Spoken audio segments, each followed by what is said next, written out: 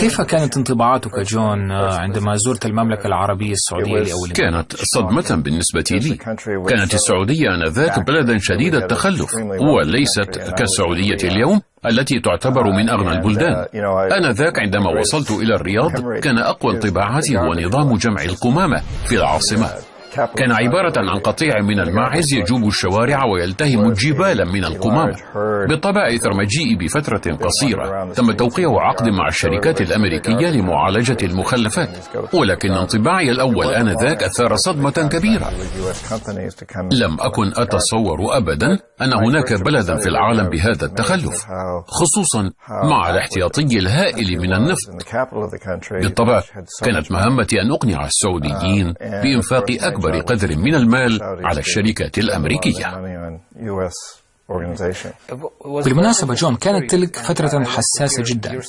يعني جيت إلى السعودية بعد أن استخدم الملك فيصل سلاح النفط كما سمي آنذاك في الحرب ضد إسرائيل، والتي كانت سلاحا فاعلا للغاية ضد المصالح الأمريكية كما هو معروف. أقصد حظر تصدير النفط الذي فرض آنذاك. هل ظهورك في السعودية كان له علاقة بشكل أو بآخر بهذا الموضوع؟ نعم، كانت هناك صلة مباشرة بالحظر. التقيت شخصا من المسؤولين الكبار في الخزانة الأمريكية الذي قال لي: نحن لا نستطيع السماح للأوبك بابتزازنا، عليك أن تذهب مع موظفيك إلى السعودية، وعليكم أن تضمنوا عدم تكرار استخدام الحظر النفطي ضدنا. وبالفعل فقد عانت الولايات المتحدة معاناة شديدة بسبب الحظر النفطي. أذكر كيف كانت طوابير طويلة من السيارات تمتد إلى محطات البنزين. كان البلد على وشك أن يغرق في ركود اقتصادي جديد. كنا جميعا ندرك أن الطريقة الوحيدة التي يمكن أن تخلصنا من هذا الحظر هي أن نسيطر على الأوبك سيطرة كاملة، وكان ذلك يتطلب منا أن نعمل من خلال أسرة آل سعود، العائلة الحاكمة في السعودية. كان ينبغي رشوتهم كما تقول. نعم، كنا نعرف من قبل أن الأسرة المالكة قد تفشى فيها الفساد، ومن الممكن استمالتهم إلى ذلك. لهذا الغرض أرسلت إلى السعودية، ثم تطورت الأمور بصورة مثيرة. تصرفنا وفق الخطة المجربة. قدمنا للسعودية خطة لتطوير الطاقة الكهربائية. كانت عدة شركات تطمح إلى الفوز بهذا العقد، لكننا كنا واثقين تماما من فوز شركاتنا. ففي الخزانة الأمريكية كانوا يدركون جيدا أن شركتنا تسعى في الميدان السياسي لخدمة المصالح الأمريكية، ولن تكتفي بمد شبكات كهربائية، وقد فزنا طبعا بهذا العقد. كان ذلك مشروعا هائلا، ورغم أني اليوم لا أتذكر المبلغ الذي قدرت به قيمة العقد بدقة، إلا أني أذكر أن دراسة المشروع فقط قدرت بملايين الدولارات. إذا كيف أقنعنا السعوديين بأن يفضلوا التعاقد معنا؟ في ذلك الوقت كنت أترأس بضع عشرات الأشخاص في إدارتي، فأرسلت 3 منهم في جولة شملت السعودية كلها.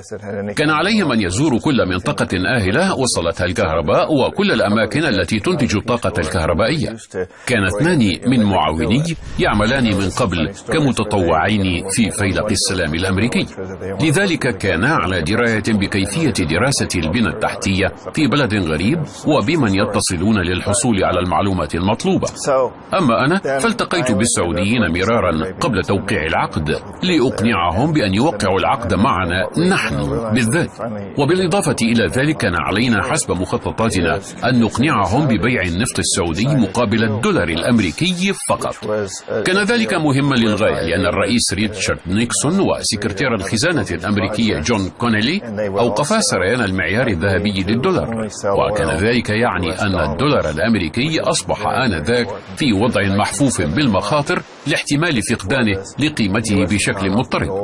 لهذا كان التعامل بالدولار في المسائل التجارية الضخمة مع السعودية يعني إنقاذا لوضع الدولار، ولذلك كنا نصر على التعامل بالدولار فقط، وكذلك على عدم رفع أسعار النفط فوق حد معين. صحيح، كانت تلك هي المسألة الثانية. تمسكنا بأن السعر ينبغي أن يكون مقبولا لشركاتنا النفطية. يعني أمريكا كانت تملي على السعودية شروط التعاقد بشكل كامل.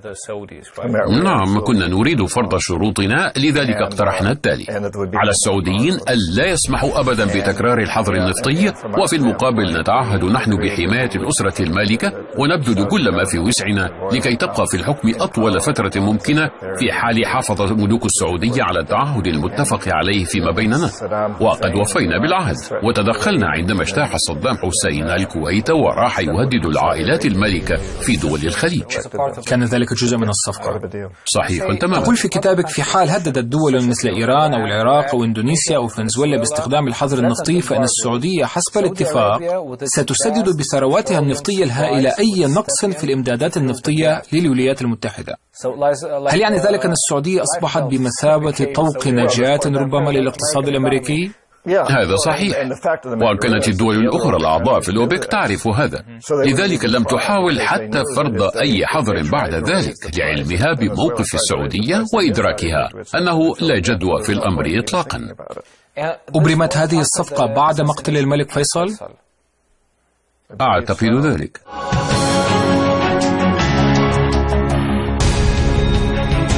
لم يحصل بعد في التاريخ ما حصل في السعودية. ملك كبير مثل فيصل يقتل داخل ديوانه الخاص وعلى مرأى ومسمع من حراسه ومرافقيه ومعاونيه وزواره، وعلى يد ابن أخيه، ثم يقال إن القاتل مجنون. المجنون وحده هو الذي يصدق مثل هذه الرواية. هذا ما كتبته مجلة الدستور اللبنانية بعد أيام من مقتل الملك فيصل في 5 من نيسان أبريل عام 1975. كما أثيرت جوانب من هذه المسألة في مجلة الصياد اللبنانية، حيث قالت: إزالة الملك فيصل كانت هدفا مطروحا في الدوائر الصهيونية والأمريكية منذ حرب أكتوبر، وقد اكتشفت بالفعل عدة محاولات انتهت كلها إلى خيط أمريكي، حتى أن الملك استدعى السفير الأمريكي مرة وسأله على طريقته: كيف تفسر كون جماعات المؤامرات والفتن والمنحرفين الذين يظهرون في المملكة هم على صلة بالولايات المتحدة؟ ووصل الأمر ببعض الصحف أن أشارت إلى مواضيع محددة اعتبرتها أسبابا دفعت واشنطن للتخلص من الملك فيصل، إذ نشرت صحيفة الجمهورية القاهرية تحليلا مفاده إن الخلافات المريرة التي نشبت بين الملك فيصل والولايات المتحدة جعلت الملك يسد الطريق أمام جميع الاتفاقات الاقتصادية والسياسية بين البلدين. وأضافت الصحيفة أن الخلافات نشبت أثناء المباحثات التي جرت في واشنطن بين محمد أبا خليل وويليام سايمون وزير الخزانة الأمريكية.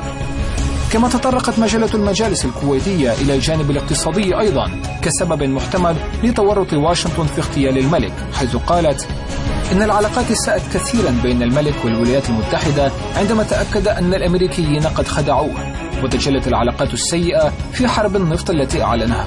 أما القضية التي كانت بمثابة القشة التي قسمت ظهر البعير، فهي إقدام الملك فيصل على تجميد اتفاقية 20 مليار دولار التي كانت السعودية ستوظفها في الولايات المتحدة من خلال اتفاقية اقتصادية. أما عن توقيت ارتكاب الجريمة، فقد قالت صحيفة السياسة الكويتية إن أوساطا خليجية عديدة وهي تراجع توقيت وظروف اغتيال الملك فيصل لا تستبعد وجود قوى دولية وراء القتل، خصوصا وأن القاتل وصل إلى المملكة قبل 3 أيام فقط من جريمته، ولذلك فهناك خشية بأن يكون القاتل قد أخضع لعملية غسل دماغ سيكولوجي منظمة. وأوضحت الصحيفة هذا الاحتمال بالقول إنه في علم النفس الجنائي هناك إمكانية لغسل دماغ نوعيات معينة من البشر وإخضاعهم بالتالي لإيحاءات مستمرة تدفعهم دفعا شخصيا للقيام بأعمال غير مألوفة. وتستذكر الأوساط الخليجية أثناء استعراضها لهذا الاحتمال كيف أن بعض الصحف الغربية ومنها مجلة نيوزويك قد سبق وألمحت إلى قضية الاغتيالات في قيادات الدول النفطية. ولم يقتصر توجيه الاتهامات إلى الولايات المتحدة على الصحف العربية، بل انتقل إلى وسائل الإعلام السوفيتية، حيث نقل عن وكالة تاس السوفيتية قولها: لا حاجة إلى الإشارة إلى من فعل ذلك، إن الأحداث في تشيلي وقبرص تعطي فكرة كافية عمن خطط للجريمة. وهي تشير بذلك إلى تورط الاستخبارات الأمريكية في اغتيال الرئيس التشيلي سلفادور ألياندي والرئيس القبرصي المطران مكاريوس.